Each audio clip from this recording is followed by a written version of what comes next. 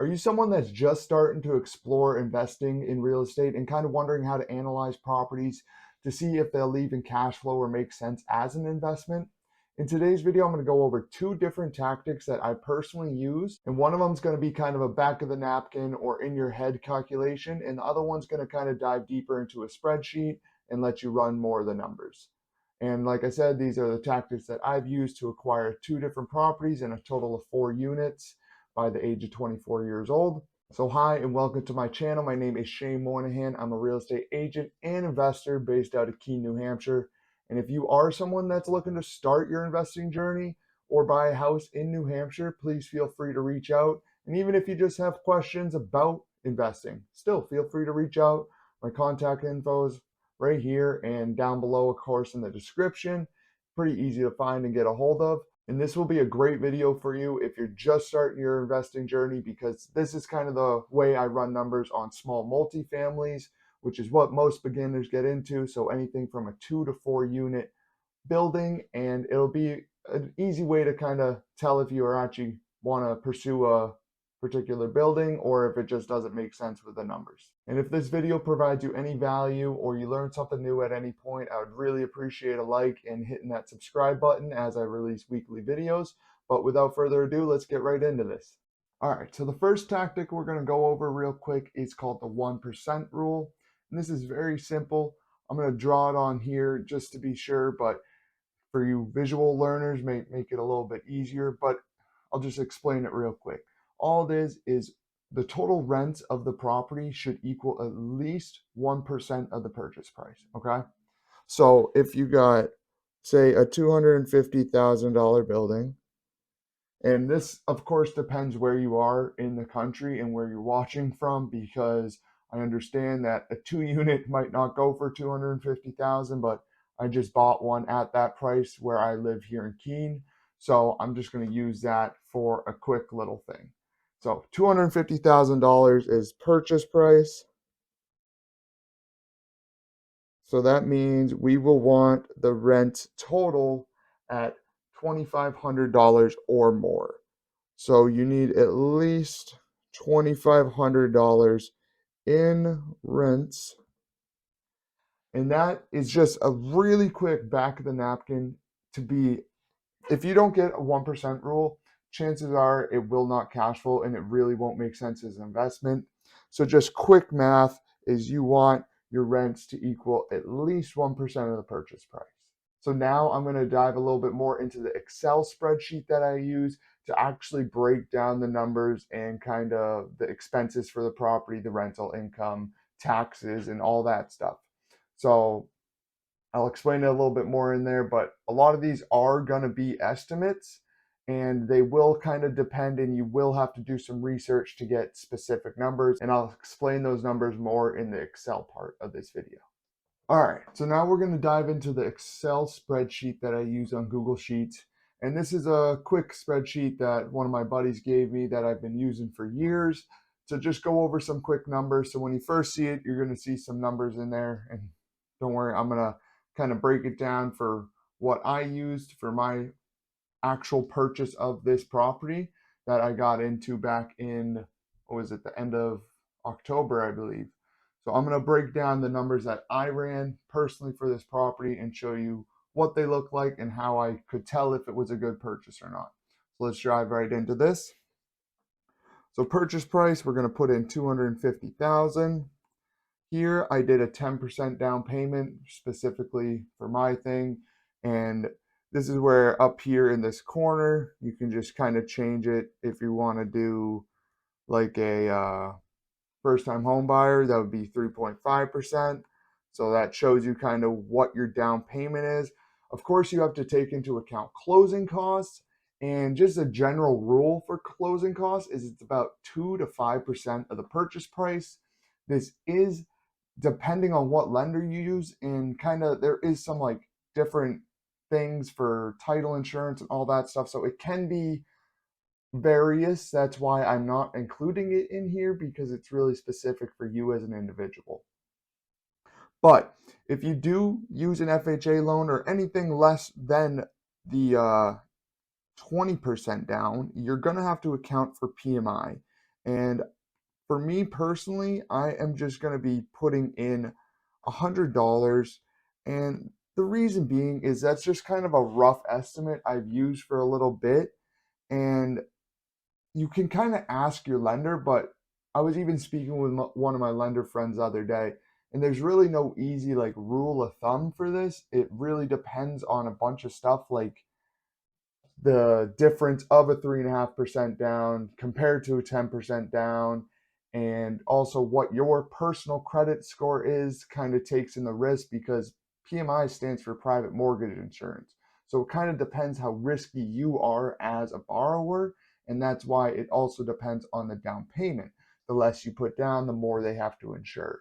So that one's a little specific. I just put in $100 because that's kind of what it is in my typical situation.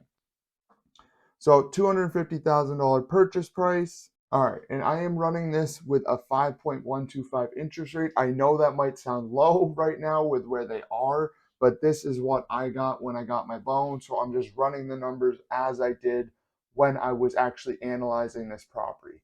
So of course you want to kind of put in what makes sense in your situation. Don't That's also something you're going to want to check to see what kind of rate you'll get. So speak with a lender on a couple of those specifics to get a better idea so your numbers can be accurate. And number of payments, this is 360 for a 30-year mortgage. Then we're going to go over to the left side over here, and this is kind of all the expenses. So all these are yearly for this spreadsheet in specific. So once it goes down, it just breaks it down into divides it by 12 basically, and we'll give you the total expenses down here. As you can see, all these in column B are divided by 12. So that's just how this spreadsheet's set up. So I have my expenses here. So this is kind of like what I had to work off of. And sometimes I round numbers up just a little bit just to be safe, because so when you run in these numbers, you don't really want to be lying to yourself about what the numbers should be, because you want to actually give yourself a accurate analysis of the property.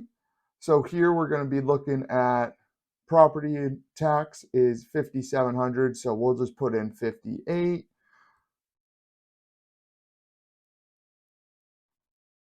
So 5,800.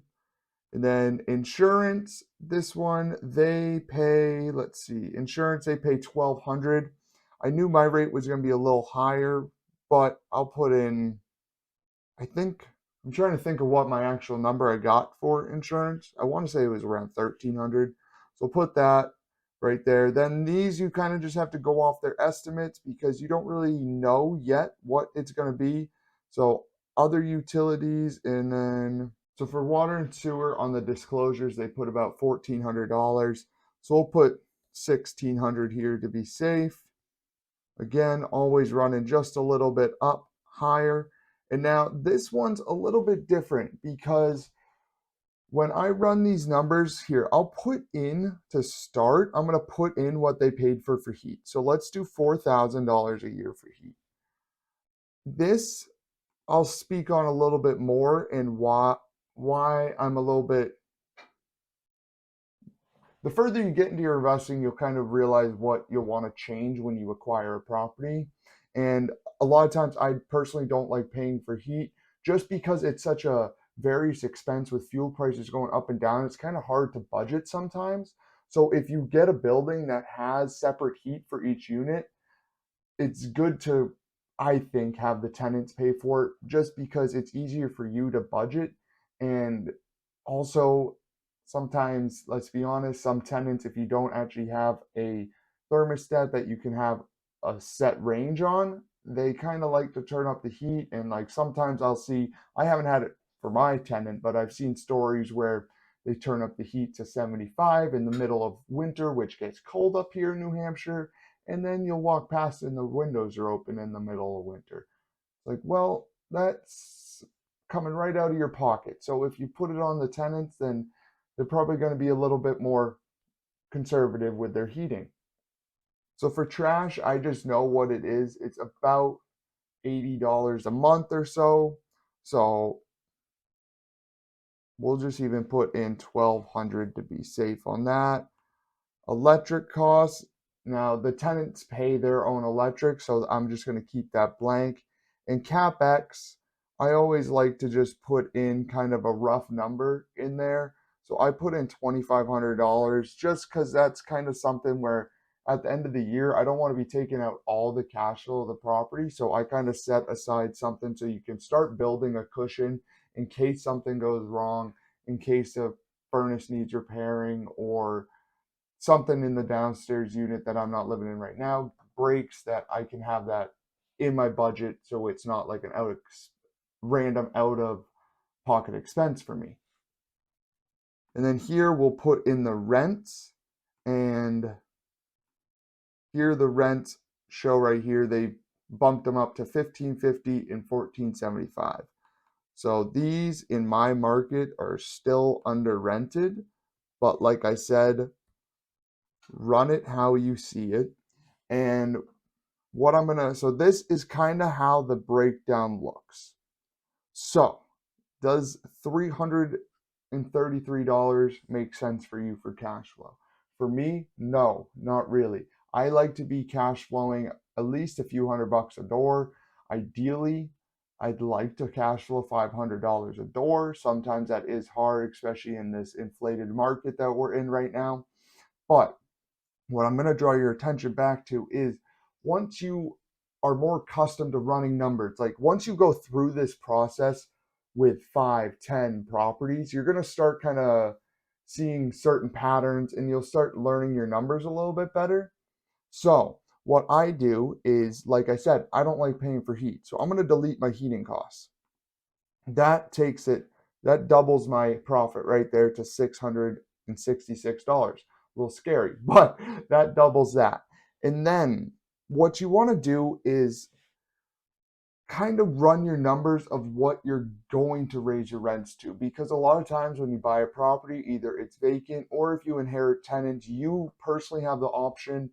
If you, of course, you have to go through with their lease and not just completely kick them out for no reason. You can't do that. But you want to kind of go what you think your projected rents are going to be. Say, like this property here, when I got it, it wasn't in great shape. So I fixed it up and I knew I was doing that. So I knew I could project higher rents. And I also have my other property where I can kind of go off what rent should be. So my other property, I'm just going to kind of take what I put for a 2-bedroom there and put it into my numbers here. So unit 2 was at 1475. That is the one I'm occupying. So when I move out, I know I'll be able to get at least $1,600 a month for this. And then downstairs, again, they're under rented, but I inherited them and they're good tenants. So I'm keeping them at that. The only thing I had to do was change a couple things in their lease. They were fine with it because they like being here. And I was fine with it because they went along with the changes and they're very nice. And we're just going to keep them at the 1550. But I do, so like right here, of course, you're at 791 cash flow. For me, that makes sense as a good purchase. But I also like to run it when or if they do end up leaving. You'd like to know what that would rent for. So I know that's a 3-bedroom. Up here is a 2-bedroom. So I know I can get at least $1,700 for that. So looking at this, just a quick little thing is, yes, I'm cash flowing $941 a month if I was to fully leave this property, not live here, and then re-rent to new people down there. But this is kind of how I look at running numbers. And of course, it's just like a pretty simple thing. I mean, all I'm doing is taking the expenses and plugging them in. So a lot of this stuff is like, there's certain things like repair and maintenance up here, other utilities. You have to kind of customize this for what you're actually going to be doing, because like he didn't live here, the prior owner didn't live here. So he had certain expenses that I don't have because I do live here and it is my primary residence. So you kind of have to play with your numbers for what that is and kind of fit it to your situation to make it make sense. But as you can see, this is kind of also what I look at because I am using this as a house hack currently. So right now, this is kind of my housing expense, which isn't bad considering a regular rent for a 2 bedroom, like I just explained, is about double that. So that's where the house hacking comes into play. And I really think it's a great option for a lot of people. Really, I mean, you have to want to be a landlord. Don't just do it to like cheap out on your rent and get a cheaper place. I mean, you can, but please treat your tenants good if you're going to do that. Don't become a slumlord and don't like just ignore people. Please actually like take care of your unit and understand at least the basics into real estate investing in landlord duties and stuff like that. But this is kind of how I run numbers. And let's put these back up to projected numbers. So 1700, as I said, and 1600. So then if you're buying this FHA, you come up here and you change this instead of 10%, you change it to 0.35. Sorry about that. And that still is cash flowing. So that would still be a good purchase at this price point. Of course, the interest rate might vary. Again, this was a few months ago, and when I locked in my loan, this is what I was able to do. I did buy it down a little bit, but that was a rate I was comfortable with. And like I said, PMI is definitely going to be an individual thing. So you have to do a little bit of deep diving and at least ask people around, what should I be running my numbers at? So this is my simple way of doing it. I mean, it's nothing like too extensive, and it's just nice and simple. You show your total expenses. And this is a big part. A lot of people think because they're buying a rental, all they have to worry about is their mortgage payment, which is right here. No, you have to worry about your total expenses because that takes into account all the property expenses like insurance, water and sewer, trash, capital expenditures. Your taxes will be included in the number that your lender should give you, but I run it here just because it's an easier way to break it down for me personally. But so you can see that's almost $1,000 difference from what some people would run their numbers at just for the loan costs. But you have to look at your total expenses and then total income, of course. And over on this right side, don't worry too much about these. These are just yearly numbers. So if I was to rent it out at this is what I would make per year from this rental. So I hope this helps you. And it's just a quick little breakdown. Let me know if you have any questions about it. I could always maybe figure out a way to share this particular one. And this one kind of, it shows different units over here on the right. So if you were to have multiple units, you can just add more rent down here and it automatically goes in. So you can kind of see what you're running with. But again, this is what I use to run 2 to 4 unit multifamilies, because once you get above 5, stuff gets different because it's now a commercial property and there's some other stuff you have to worry about because you have like all your cap rates and a bunch of different rates that people like to run where you don't necessarily have to run it, I don't think, for small multis, because it's a pretty simple game.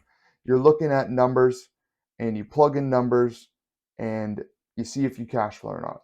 Like I say, I always go by this. Numbers do not lie. So run your numbers, run them as they are. Don't be fibbing your numbers. But like I said, I ran these at both. So currently, where it was rented when I was looking was this. That cash flows. Okay. Is it the best? No. But I knew if I was to buy it at that, I could have room for improvement. So that wraps up the 2 tactics that I personally use while running numbers and analyzing properties for, again, small multifamilies, 2 to 4 units, which I think is a great spot to start if you are a first time investor or if you're just more on the beginning side of this investing journey. And like I said, as I showed you through there, you can run those numbers with whatever percent down you're putting down. So if you're putting down 3.5% with an FHA, plug that in. If you're doing a 5% down conventional, that, or if you're just a regular investor where you aren't going to be living in it and you have to put down the 25%, you plug that in, your numbers are probably going to be looking better because you're putting more of a down payment down. So after all that being said, I really hope this provided you with some value. I know a lot of these numbers are kind of case by case, so that's why I showed you my particular numbers on one of my deals. And if this did provide you with value or you learned something new, please hit that like button. And of course, hit that subscribe button as I release weekly real estate related content. And until next time.